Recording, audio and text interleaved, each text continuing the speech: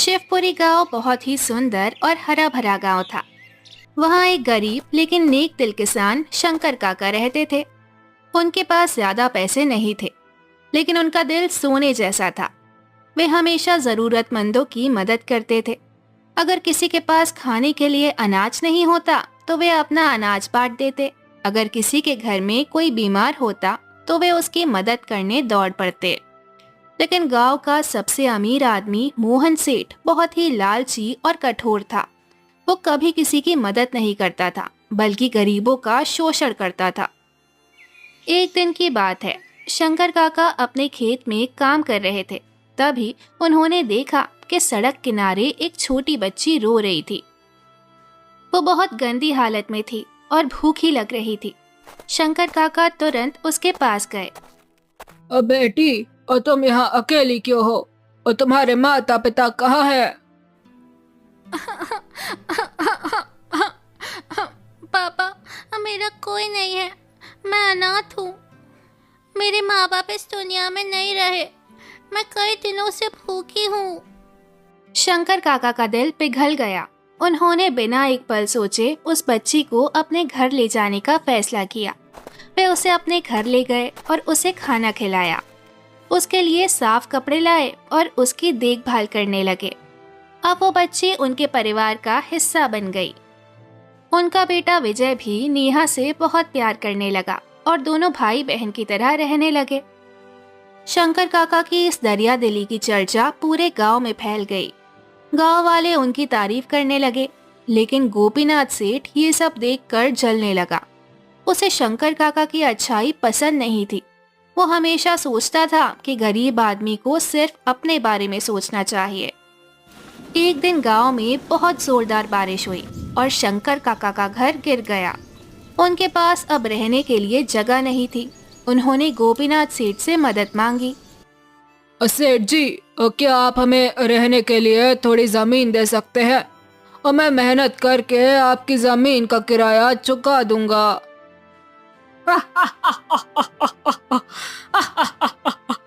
अरे रामू, वो अगर मेरे पास जमीन होती तो मैं उसे बेचकर और अमीर आदमी बन जाता, और मेरे पास तुम्हारे लिए कुछ नहीं है।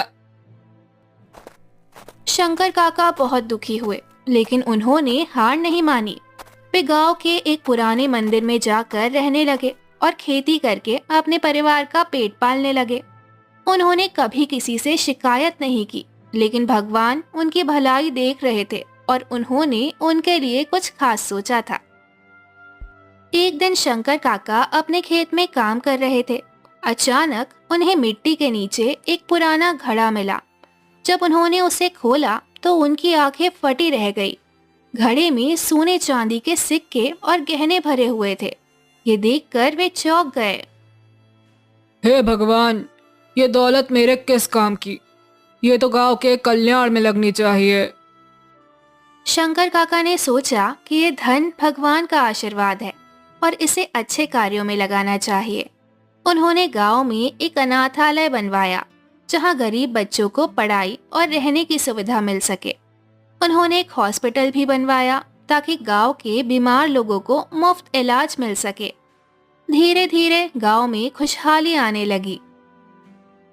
शंकर काका की नेकी की चर्चा अब दूर दूर तक फैल गई। उधर गोपीनाथ सेठ को ये सब देखकर जलन होने लगी।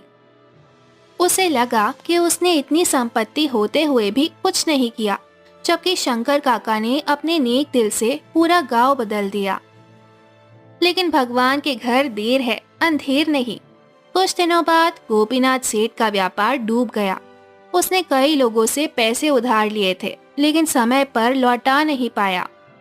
गांव वाले भी अब उससे नफरत करने लगे थे, क्योंकि उसने कभी किसी की मदद नहीं की थी। धीरे धीरे वो गरीब हो गया और खाने के लिए भी मोहताज हो गया। अब गोपीनाथ सेठ बिल्कुल असहाय हो गया था। उसके पास खाने के लिए कुछ नहीं था। वो मदद मांगने के लिए शंकर काका के पास गया। वो बहुत लज्जित था और सिर झुकाकर बोला, और रामू भाई, और मैंने जीवन भर लोगों का शोषण किया और कभी किसी की मदद नहीं की, लेकिन आज मैं खुद एक रोटी के लिए तरस रहा हूँ। क्या तुम मेरी मदद करोगे?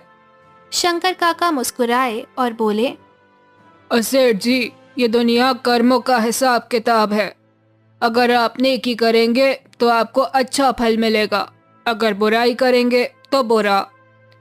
लेकिन इंसान से गलती हो सकती है और उसे सुधरने का मौका भी मिलना चाहिए।